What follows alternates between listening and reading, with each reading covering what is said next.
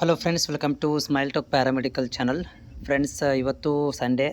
ಇವತ್ತು ನ್ಯೂಸ್ ನಂದು live off ಇರುತ್ತೆ. ಲೈವಲ್ಲಿ ಬರಲಿಕ್ಕೆ ಆಗಲಿಲ್ಲ.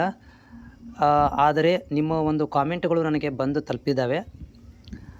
ಆ ಒಂದು ಕಾಮೆಂಟ್ಗಳನ್ನು ನಾವು ಓದಿ ಉತ್ತರವನ್ನು ಕೊಡ್ತೀನಿ ಇವತ್ತು. ನಾಳಿಂದ ಮತ್ತೆ ನಾನು ಆ್ಯಸ್ ಯೂಸ್ವಲ್ ಆಗಿ ಲೈವಲ್ಲಿ ಸಂಜೆ 4:15 ನಂತರ ಬರ್ತೇನೆ. ಈಗ ನಾನು ನಿಮ್ಮ ಕಾಮೆಂಟ್ಗಳನ್ನು ಓದಿ ಅದಕ್ಕೆ ಉತ್ತರವನ್ನು ಕೊಟ್ಟು ಈ ವಿಡಿಯೋ ಮುಖಾಂತರ ಮಾಹಿತಿಯನ್ನು ಕೊಡ್ತೇನೆ. ಯಾರು ಅಭ್ಯರ್ಥಿಗಳು ಚಾನಲ್ಗೆ ಹೊಸಬರಿದ್ದೀರಿ, paramedical, GNM nursing, BPT, allied health sciences, pharmacy ಕೋರ್ಸಿಗೆ ಸಂಬಂಧಿಸಿದಂಥ ಡೌಟ್ಗಳಿದ್ದಲ್ಲಿ ನನಗೆ ಕಾಮೆಂಟ್ಗಳನ್ನು ಶೇರ್ ಮಾಡಿರಿ. ಆದರೆ ಚಾನಲ್ ಸಬ್ಸ್ಕ್ರೈಬ್ ಮಾಡಿದರೆ ಮಾತ್ರ ನೀವು ಕಾಮೆಂಟನ್ನು ಶೇರ್ ಮಾಡ್ಬೋದು. ಯಾಕಂದರೆ ಇದು ನಮ್ಮ ಚಾನಲ್ ಸಬ್ಸ್ಕ್ರೈಬರ್ ವಿದ್ಯಾರ್ಥಿಗಳಿಗೆ ಮಾತ್ರ ನಾವು ಕಾಮೆಂಟನ್ನು ಓಪನ್ ಇಟ್ಟಿರುವಂಥದ್ದು.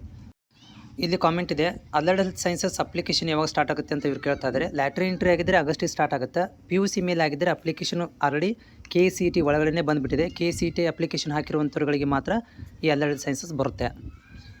ನೆಕ್ಸ್ಟ್ ಕ್ವಶನ್ ಇದೆ ಇಲ್ಲಿ BPTಗೆ ಸಂಬಂಧಿಸಿದಂಥ ಪ್ರಶ್ನೆ ಇದು. ಆದರೆ BPT ಮೆರಿಟ್ ಬೇಸಸ್ ಆಕ್ಕೈತಿ ಅಂತ ಹೇಳಿದರು. ಆದ್ರೆ ಒಂದಿಷ್ಟು ಕಾಲೇಜಿನವ್ರದ್ದೇ ಅಂಥದ್ದು ಎಂಟ್ರೆನ್ಸ್ ಎಕ್ಸಾಮ್ ಮಾಡ್ತಾರೆ. ಈಗ ನನಗೆ ಆಗಿತ್ರಿ ಪ್ರಕಾರ ಕರ್ನಾಟಕದಾಗ 73 BPT ಕಾಲೇಜ್ ಅದಾವೆ.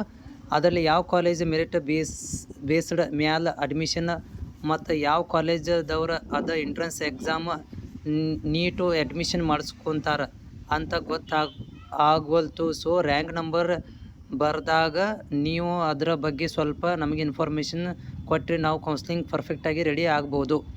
ಓಕೆ, ಇವ್ರಿಗೆ ಒಂದೇ ಮಾತೇನಪ್ಪ ಅಂತಂದ್ರೆ, ನೀವು ಯಾರ ಜೊತೆಗೆ ಮಾತಾಡ್ಕೊತೀರಪ್ಪ ಅದನ್ನು ಹೇಳ್ರಿ.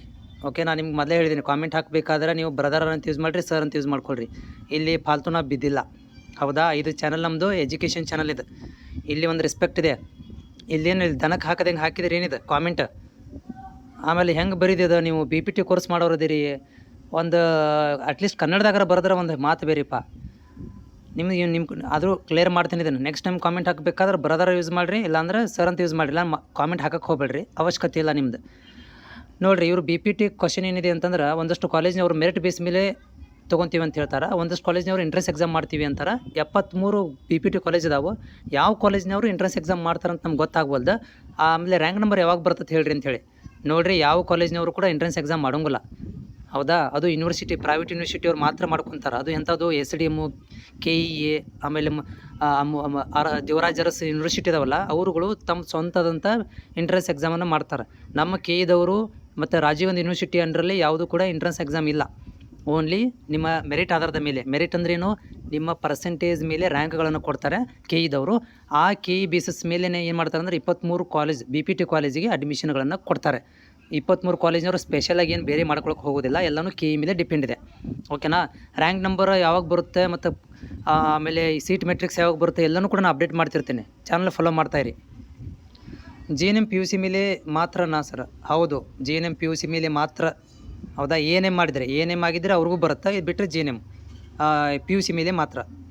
ಕ್ಲಿಯರೆನ್ಸ್ ಸರ್ಟಿಫಿಕೇಟ್ ಬೇಕಂತ ಅಪ್ಲಿಕೇಶನ್ ಹಾಕೋಕ್ಕೆ. ಯಾವುದಕ್ಕಿದು? ಲ್ಯಾಟ್ರಿ ಎಂಟ್ರಿಗೆ ಇದಕ್ಕೆ ಕ್ಲಿಯರೆನ್ಸ್ ಸರ್ಟಿಫಿಕೇಟ್ ಅವಶ್ಯಕತೆ ಇಲ್ಲ, ಇದಕ್ಕೆ ಮಾರ್ಕ್ಸ್ ಕಾರ್ಡ್ ಅವಶ್ಯಕತೆ ಇದೆ. ಲ್ಯಾಟ್ರಿ ಎಂಟ್ರಿಗೆ ಪ್ಯಾರಾಮೆಡಿಕಲ್ ಡಿಪ್ಲೊಮಾ ಸರ್ಟಿಫಿಕೇಟ್ ಅಡ್ಮಿಷನ್ಗೆ ಬೇಕು, ಆದರೆ ಅಪ್ಲಿಕೇಶನ್ ಹಾಕಲಿಕ್ಕೆ ಮಾರ್ಕ್ಸ್ ಕಾರ್ಡ್ಗಳು ಮಾತ್ರ ಬೇಕು.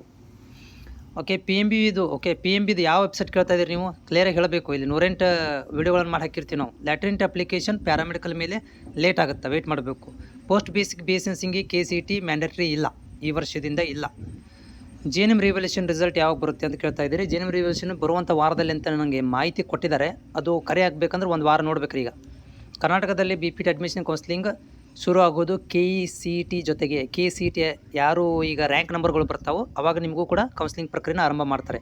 KCET ಇಂಜಿನಿಯರಿಂಗ್ ಜೊತೆಗೆ, BS ನರ್ಸಿಂಗು ಇಂಜಿನಿಯರಿಂಗ್ ಜೊತೆಗೇ, ಆಮೇಲೆ ಇದ್ರ ಫಾರ್ಮಸಿ, BPT ಎಲ್ಲ ಅಟ್ ಎ ಟೈಮ್ ಕೌನ್ಸ್ಲಿಂಗ್ ಪ್ರಕ್ರಿಯೆ ನಡೀತಾವೆ ರೀ.